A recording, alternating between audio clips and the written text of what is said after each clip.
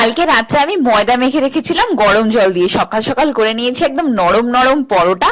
আর তার সাথে করব এখানে সুজি। সুজি করার জন্য আমি এখানে আগেই হচ্ছে ঘিয়ে সুজিটাকে ভেজে রেখেছি। এইখানে চাটুর মধ্যে আবার ঘি দিয়ে নিয়েছি। এটাতে ভাজবো হচ্ছে তোমার নারকেল।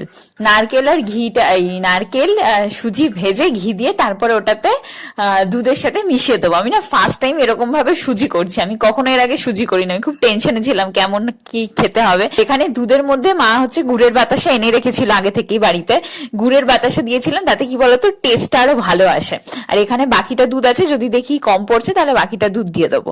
আজকে অ্যাকচুয়ালি আমি খাবার পার্সেল করব এই কারণে, কারণ মা বাপি আজকে চার্চ থেকে বেরোবে, সন্ধ্যাবেলা ট্রেন আছে, তো রাত্রের খাবারটা আমি বাড়ি থেকে করে নিয়ে যাচ্ছি সেই কারণে। আর মা বাবার জন্য কিছু করতে না সত্যি খুব ভালো লাগে, একটা প্রিসিয়াস ফিল হয়, খুব লাকি ফিল হয় এরকম।